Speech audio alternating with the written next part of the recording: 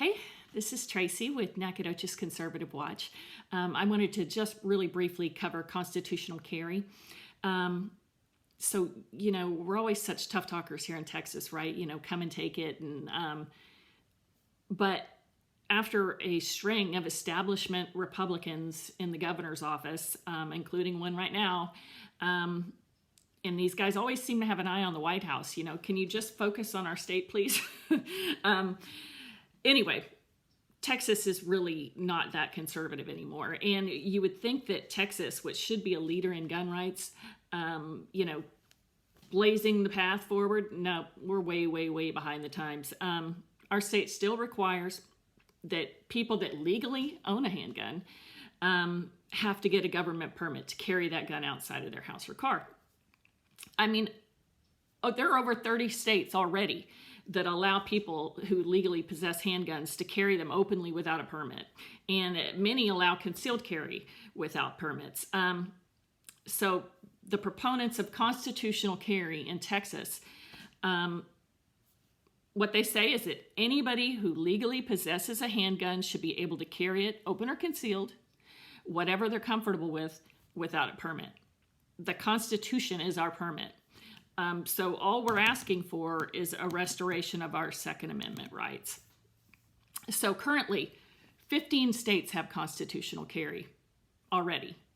Not Texas, but 15 other states have it. Alaska, Arizona, Arkansas, Idaho, Kansas, Kentucky, Maine, Mississippi, Missouri, New Hampshire, North Dakota, Oklahoma, Vermont, West Virginia, and Wyoming.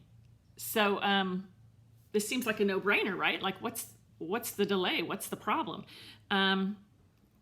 It's that, the same old arguments you always hear from the other side that, but as we know, only law-abiding citizens follow the law. Criminals are, by their very nature, not going to follow the law. So there are some people that say that the permitting process makes it safer. But here's the thing. Those arguments have already been debunked. You have these states I listed, these many states I already listed that have constitutional carry, and there's been no rise in violence or firearm accidents. After they've instituted constitutional carry, there's been no change. So, are Texans somehow less trustworthy to handle their firearms than, say, Oklahomans? Are we somehow more violent, that we require a class, whereas the other states don't? The fact of the matter is, a lot of these firearms instructors are constitutional carry proponents, and they'll say that the people who choose to carry all the time are really a very responsible bunch. It's a hassle to have to carry a firearm all over the place, and the only people who usually do it will seek out training on their own regarding firearms. So, and also, there's another argument. Don't fall for this either. The other argument would be, it's simply like driving a car, which you have to get a license to drive a car.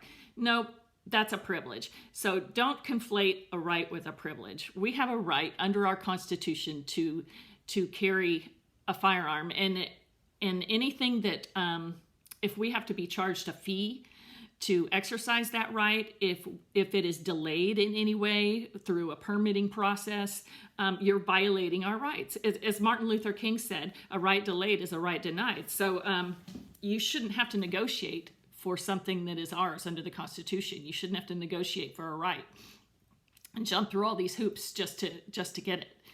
So right now, there's no excuse for Texas not to have constitutional carry. You kind of feel like now this whole permitting process is just a money grab.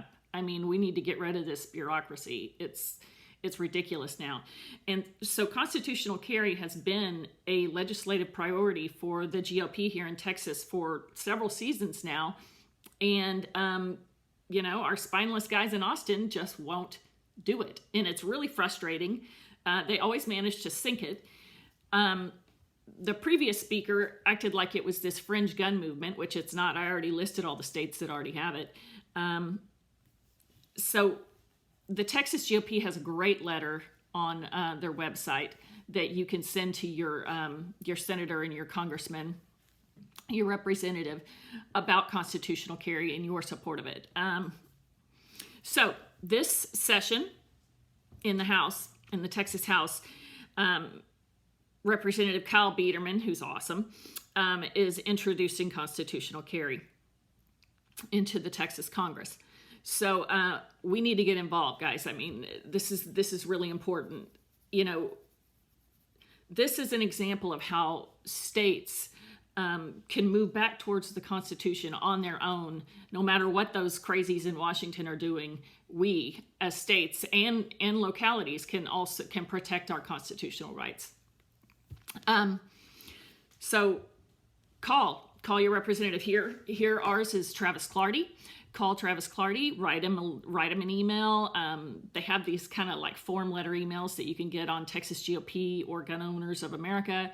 By the way, Gun Owners of America, if you guys haven't joined it, you should really join it, because I mean, we're members of the NRA and they're great. But Gun Owners of America is really the one fighting all the battles in lawsuits all over America. I mean, they're really good about that, and that requires money for them to go in and fight these legal battles on our behalf. So anyway,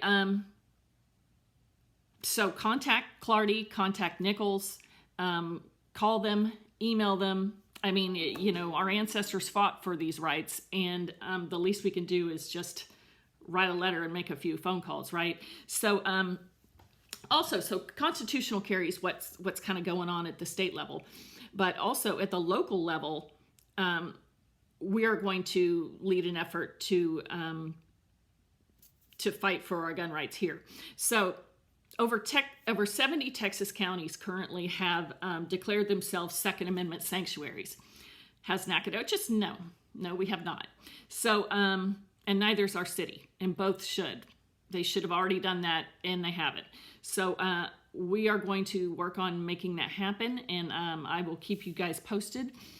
Please subscribe to Nacogdoches Conservative Watch and stay up to date, and also let us know about things that you might hear about around town that you would like for us to discuss or look into. All right, thanks a lot. Bye.